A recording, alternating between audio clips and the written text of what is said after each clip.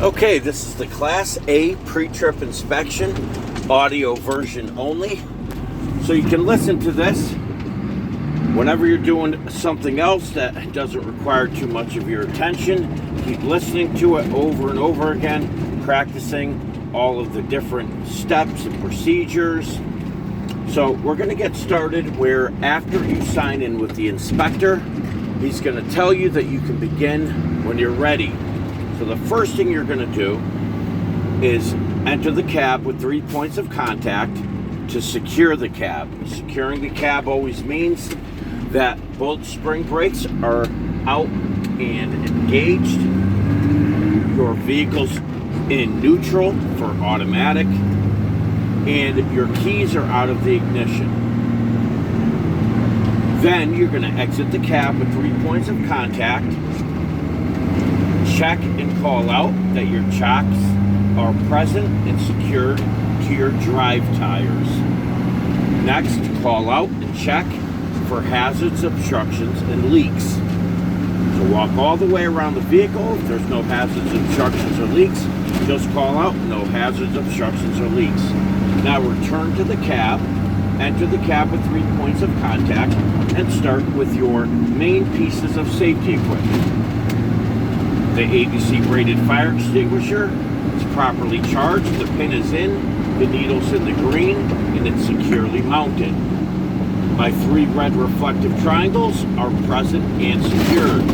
My spare electrical fuses, circuit breakers are present, they work normally, and they're located in the passenger access compartment. That covers my main safety equipment, so now I'm going to perform a safe start of the vehicle. A safe start always means your spring brakes are out and engaged, vehicle's gear is always in neutral, regardless of transmission type. Place the keys into the ignition, reset your gauges, and call that out. My gauges have reset, and also call out, I'm going to check my diagnostic dash light indicators. Your diagnostic dash lights, such as your ABS, they should turn on and back off again. And then just say to the inspector, all of my diagnostic dash lights turn on and back off again, including my ABS light. Now I'm going to start the engine, and I'm going to call out there were no unusual noises in the engine when starting it up. So I'm going to keep my gauges for last to give them time to climb into proper operating range and to stabilize. So I'm going to start with all of my glass. My front and rear windshield, passenger side and driver side windows are all clean, clear, not cracked or broken, no illegal stickers, and nothing obstructing my view. The interior weather stripping around all of the windows is present and secure. My mirrors, both West Coast, that's the long ones, convex, the shorter ones, and hood or fender mirrors. So you're going to say my West Coast convex and point to them on passenger and driver side, and any hood or fender mirrors, now point to those, appear to be securely mounted, they're clean, they're not cracked or broken, nothing is obstructing my view, and I would adjust them prior to my trip. Next, I'm going to move inward to check my controls and my dash light indicators for my main light systems. Now turn on and call out low beams, high beams, left, right directional, 4-way flashers. All of my controls and dash light indicators are working properly. Now turn back off your lights. You could leave on your low beams, but turn off the rest of them. Now I'm going to test my wiper and my washer controls. So look for the control arm next to the steering wheel, go through the different wiper settings, and then activate the washer controls and simply call out my wipers are functioning properly and my washer fluid line is securely connected. Next, I'm going to move inward to my steering wheel. Put your hand on the steering wheel, shake it a little bit, call out, it's securely mounted, no more than 10 degrees or 2 inches of play when turning the steering wheel. Now move down to your horn and press it. My electric horn is working properly. Now for our particular vehicle, we don't have an air horn in it, but it doesn't hurt to call out. Usually, most tractors will have an air horn. I would test my air horn as well by pulling on the pull cable. Next, since we're doing automatic transmission, you don't have to call out how you would check the clutch. You also don't have to call out how you would check the gear stick lever and any accompanying selector switches or splitters. So for automatic only, you can move right onto your seat belts. My seat belt is securely mounted, both upper and lower mounts. Seat belt itself is not ripped or frayed. It adjusts, latches, and unlatches properly. My seat is also securely mounted and it adjusts properly. Now I'm going to move inward to my gauges. My oil pressure gauge proper operating range is 50 to 60 psi. Call out, it's in proper range. If any of these aren't, call out. Proper operating range for oil pressure specifically is approximately 50 to 60 psi. If it's not in range, just call out. After you call out what range it should be in, just call out it's climbing into range. My transmission and my water temperature gauge, proper operating range for each gauge is 180 degrees Fahrenheit. Call out, it's in proper range. If they're not in range yet, simply call out, they're climbing into proper operating range. Next, I'm going to test my tachometer by applying controlled pressure to my accelerator to bring my tachometer to 1,000 RPMs and hold it for a few seconds. Then you can call out, since you'll be revving up the engine a little bit. There were no unusual noises in the engine when revving it up.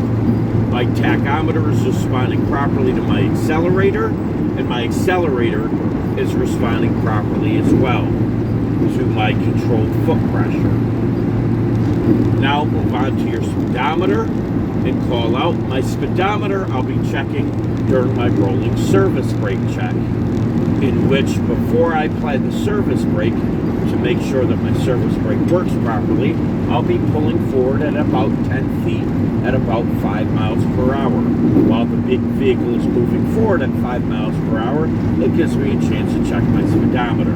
This way the inspector knows that you can't check that until you're actually pulling forward, and the earliest time you'll be doing that is your rolling service brake check. Next, move on to your voltmeter and call out. My voltmeter proper operating range is 12 to 14 volts. It's in proper range. My fuel gauge has approximately, now call out the amount of fuel you have. I have X amount of diesel fuel. My primary and secondary air gauges are in proper operating range. The system is fully charged between 120 to 140 psi, at which point you can usually audibly hear the governor trigger the air compressor cut off and release the excess air through the air dryers. Now, if that's too much to remember, to memorize, simply say my primary and secondary air gauges are in proper operating range. The system's fully charged between 120 to 140 psi. Now we're going to move on to our air leakage rate test as long as our air brake system is fully charged. So since we just checked it and it should be fully charged, we're going to call out next. Next, I'm going to perform the air leakage rate test for my air brake system. So I'm going to turn off the vehicle. My tractor and trailer spring brakes are out and engaged still. My vehicle is in proper gear. It's in neutral because this is an automatic vehicle. I'm going to turn off the engine, and I'm going to turn back on my electrical. Now to turn back on your electrical and call out. Electrical mode is turned back on. I'm resetting my gauges, and I'm going to leave the electrical mode on so that I have proper PSI readings for my air gauges. Now, between you and I, if you don't have your electrical mode on, you'll instantly fail your air leakage rate test because you will not get accurate PSI counts for your gauges. So again, make sure you turn back on your electrical and call it out. Calling it out is also not only good for the inspector to hear, but if you memorize to call that out, it will remind you to turn on your electrical, and you won't fail for something silly like forgetting it. So turn on your electrical, call out. I've reset my gauges, and I've turned the vehicle to electrical mode only so I have proper use of my gauges. Now I'm going to begin the air leakage rate test by disengaging, pushing in both tractor and trailer spring brake, waiting for the system to settle, and waiting for my gauges to stabilize. So now call out. I'm going to press my tractor trailer spring brake. I'm waiting for the system to settle and for my gauge to stabilize. So try to call out everything that you're doing. Once you see your gauges have stabilized and you get an accurate start PSI count, that the needle is no longer moving, call out whatever that PSI count is. Let's say it's 105 PSI. Just call it out. Now call out, but don't do it, just call out what you're going to do first. So he's prepared and he can tell you when to actually do that. Call out, say, now I would apply the service brake with firm pressure and wait a couple of seconds for my gauges to stabilize again. Once I get an accurate starting PSI count, I'll call that out, and then I'll begin counting for 1 full minute while continuing to hold down the service brake. And I shouldn't lose any more than 4 PSI during that time span.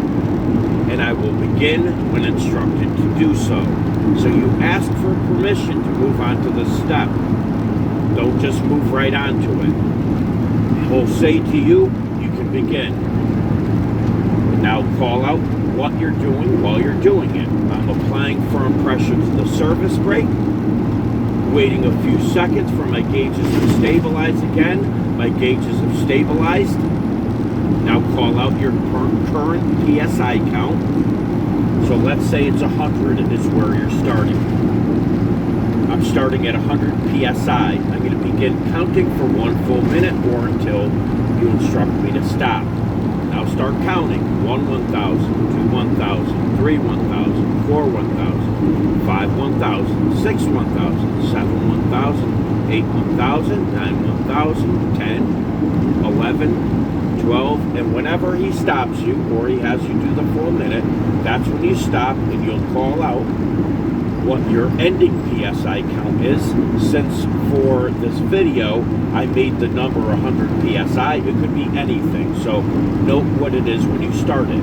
Well, if we started at 100 PSI, it shouldn't be below 96 PSI when you're done counting. Otherwise, you would have lost more than 4 PSI, and the vehicle would be showing a significant air leak.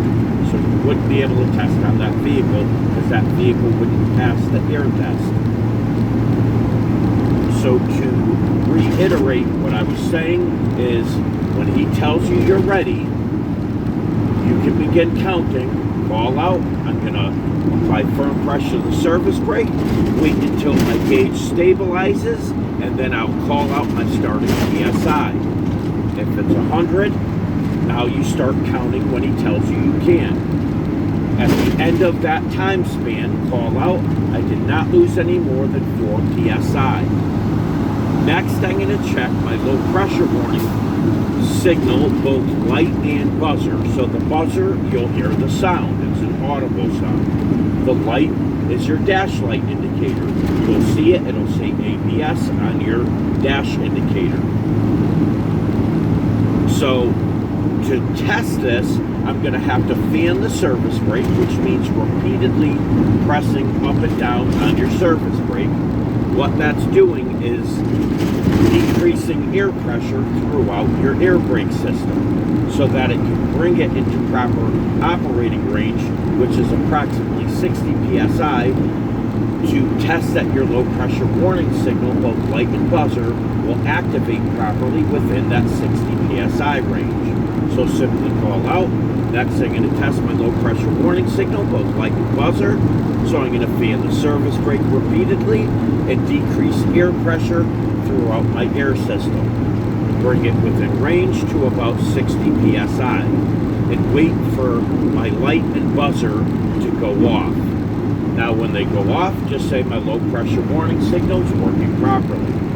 So next, I'm going to move on to test that my tractor and my trailer spring brakes pop back out and re-engage, setting my brakes when my gauges reach approximately 20 to 40 psi. So call out to the inspector as well. I'm going to fan the service brakes again to decrease air pressure throughout my air system and bring the gauges to approximately 20 to 40 psi, at which point I'm going to wait for both of my spring brake maxi valves to pop back out and re-engage. So keep fanning the service brake. Once they both pop out, call out. My tractor and my trailer spring brakes have popped back out and re-engaged in proper range between 20 and 40 psi. So at this point, this is going to conclude the air leakage rate test. The vehicle is not showing any significant signs of air loss. So I'm going to perform another safe start of the vehicle so that I can rebuild my air pressure. So call that out. Now call out what you do for a safe start. Call out, well, tractor trailer spring brakes are out and engaged. My vehicle is in proper gear for a safe start in neutral. I'm going to turn off my electrical, turn it back on so I can reset my gauges, and now I'm going to start the engine. And now say to the inspector, while I'm waiting for my air pressure to climb into proper operating range again, I'm going to check all of my documents. There's 3 documents that should be present and up to date in my vehicle at all times. My vehicle registration, insurance card, and federal annual vehicle inspection report. So call that out to the inspector and then say, once I've ensured that all 3 documents are present and up to date within a year of their posted date, I would safely resecure my documents. So now in real life, check all 3 documents and then call out they're present and up to date. Now resecure your documents. Next, call out. I'm going to test my heater, AC, and defroster unit and all of its accompanying vents, especially above the dash console, making sure there's no obstructions that could interfere with the use of my defrosters. Now, point to each knob. Point to the knob that has the different modes, like defrost and air coming out low, air coming out of the middle vents. Point to that knob and call out. I'm going to test the different modes. Now point to the one that has the different power level settings. Call out. I'm going to test my power settings and I'm going to test my cooling and heating settings and all of its accompanying vents. Now go through each mode, and you only have to test your power modes, the fan speed modes, once. So whatever mode you start on to test, you're going to test the fan speed, like 1 through 5, let's say, on just one mode setting. And you're going to test your cooling and your heating. You can test on just one setting too, as long as it's not the air conditioner setting. But test each mode separately. So to reiterate, you're going to call out, I'm going to check my heater, AC, and defroster unit and all of its accompanying vents. I'm going to go through the different modes, power level settings, and cooling and heating settings. Now actually go through it like you said you would. when you're done, and feel around the vents too, so that you show him you're actually checking that these settings are working properly, because you can feel them coming out of the appropriate vents. And call out my heater, AC, and defroster unit is working properly, as well as all of the accompanying vents. So at this point, say to him, at this point, I want to continue with the rest of my brake tests. Well, I need a fully charged air system. So now check your air system. Make sure it's fully charged between 120 to 140 psi. If it isn't, say to the inspector, since my air system is not fully charged, I'm going to use controlled pressure on the accelerator, bring my tachometer to about 1,000 RPMs, and hold it there to increase my air pressure production until it is fully charged. The system probably will be fully charged by then, however, so simply call out, since my air system is fully charged, I'm going to move on to the last of my brake tests. But first, I'm going to secure the vehicle so I can reposition my chocks 10 feet in front of my vehicle and about 4 feet to the left of the vehicle. I'm repositioning my chocks for my rolling surface brake check, where I'll be pulling forward to them as markers. So simply call out, I'm going to secure the cab. Both tractor and trailer spring brakes are out and engaged. They're both set. My vehicle's in proper gear, neutral. I'm going to turn off the engine and remove the key. If you do not call out you're removing the key and remove the key for real, you've failed. So call that step out. My brakes are out and engaged. My vehicle's in proper gear. I'm going to turn off the engine and remove the key. Now simply exit the cab, 3 points of contact at all times. Once outside the vehicle, place your chocks 10 feet in front of your vehicle and about 4 feet to the left of the driver's side, so that you can see them when you're pulling up to them. Now, re-enter the cab, 3 points of contact. Tell the inspector I'm going to perform another safe start of the vehicle. Both of my brakes are out and engaged. My vehicle's in proper gear, it's in neutral. I'm going to place my keys in the ignition. I'm going to turn on the electrical mode only. I'm going to reset my gauges, and I'm going to double check that my air pressure is still fully charged, which it should be, because you only left the cab for less than a minute. So simply call out after checking your air pressure. My air system is still fully charged. So at this point, I'm going to move on to the tug test for my tractor and my trailer spring brakes, where I'm testing to make sure that they hold the vehicle in place when I attempt to move forward. If my spring brakes are working properly, my vehicle should not move forward when I try to move forward. Then call out. I'm going to start by testing my trailer brakes. Now, it doesn't really matter which one you start with, but whatever one you feel comfortable starting with. For me, I prefer to start with the red trailer spring brakes. I like to test those first. So what you're going to do is call out. I'm going to test by pulling against my trailer spring brakes.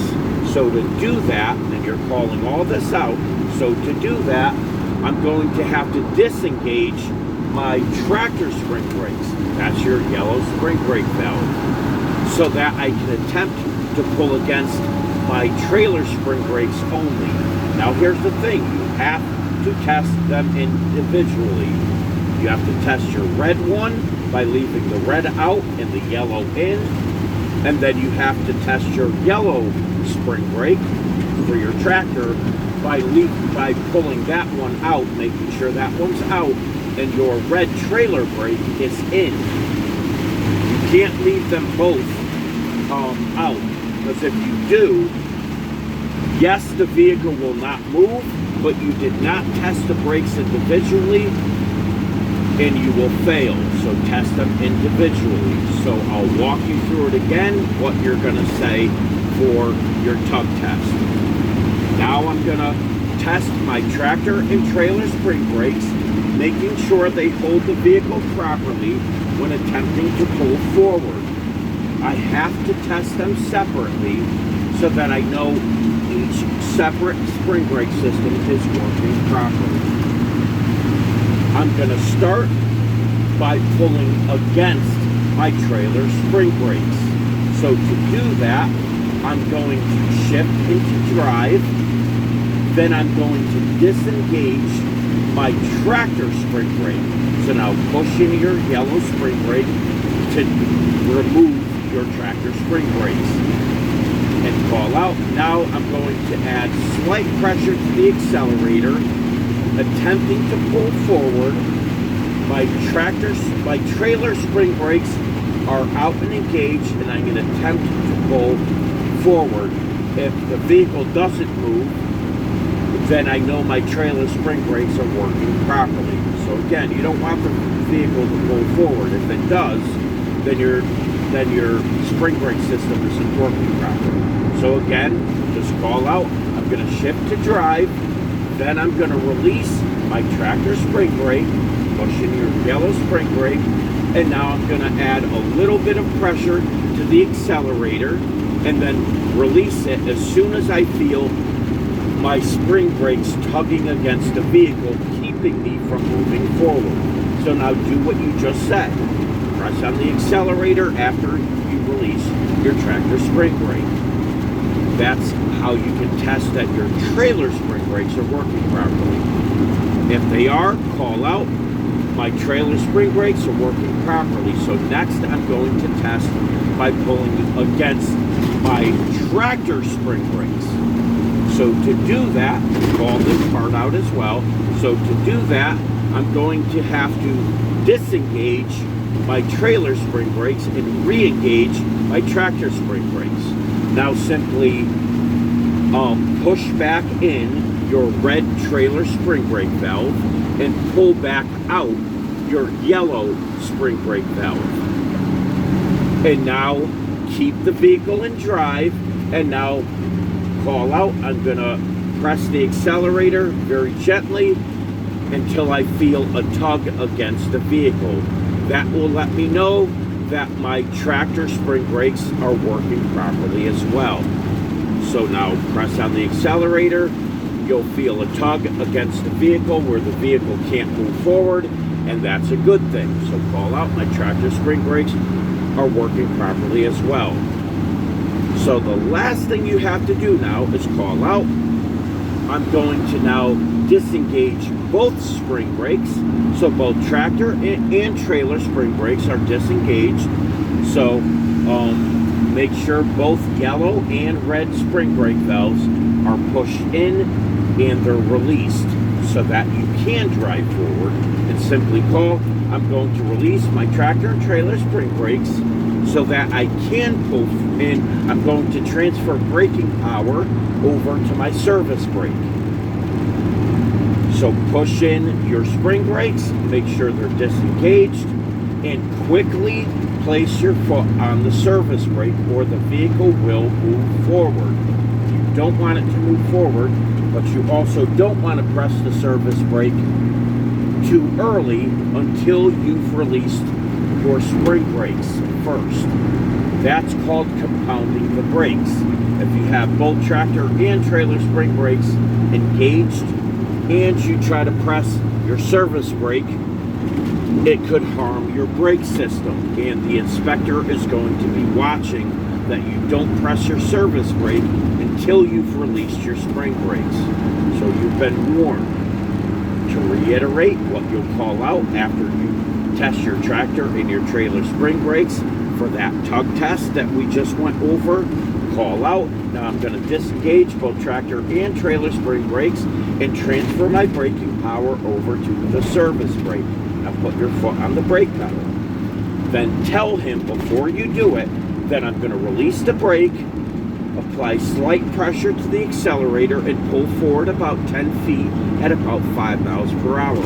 I'll be checking my speedometer, and I'll be making sure the vehicle doesn't move to the left or the right. It doesn't veer left or right.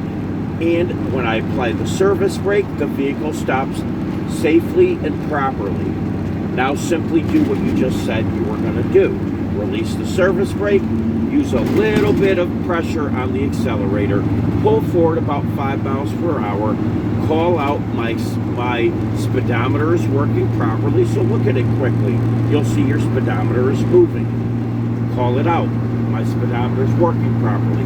Once you reach your chalk markers, apply your foot to the service brake in a responsible way where you're not stabbing the service brake hard, but you're not going too gentle on it either. You want to really test that your brakes are working properly. So once you apply your brake, if the vehicle stops safely and it doesn't move to the left or right, you're good. So you're going to hold the steering wheel to keep it straight, of course. And when you're done applying the service brake, simply call out. The vehicle stopped safely, the service brake is working, and the vehicle didn't veer to the left or right, or turn to the left or right. You can use whatever wording you're comfortable with. Now call out. That's going to complete my in-cab inspection. So the last thing I'm going to do in the cab is secure the cab. Securing the cab means my tractor and trailer spring brakes are out and engaged, my vehicle's in proper gear for automatic, which would be neutral. I'm going to turn off the engine, and normally I would remove the key. But since we need the key in the ignition to test some of our lights on the outside of our vehicle for our outside inspection that we're going to move on to next, we'll need to leave the keys in the ignition on electrical mode only, then turn on our low beams, our high beams, and our left directional.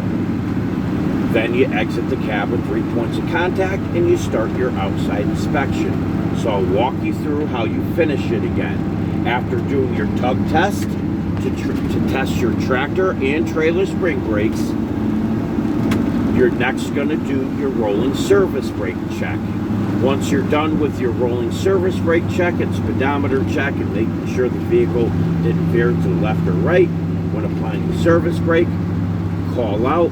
That's going to complete my in-cab inspection. I'm now going to secure the vehicle by setting my tractor and trailer spring brakes, pulling them back out and re-engaging them, placing my vehicle into neutral, turning off the engine, and leaving and turning the key back onto the electrical mode only, so that I have access to the outside function of some of my main lights. So call all that out, and then say I'm going to turn on my low beams, I'll turn them on. I'm going to turn on my high beams, turn that on as well, leave them on. And I'm going to turn on my left directional. And then say to the instructor, I'm going to exit the cab with 3 points of contact. And before I begin my outside inspection, I'm going to re-secure my chocks to my tractor drive tires. Make sure you call that out, because it will let the inspector know that you've repositioned your chocks safely set to your vehicle again. And it's a great reminder to remind you to place your chocks by your drive tires again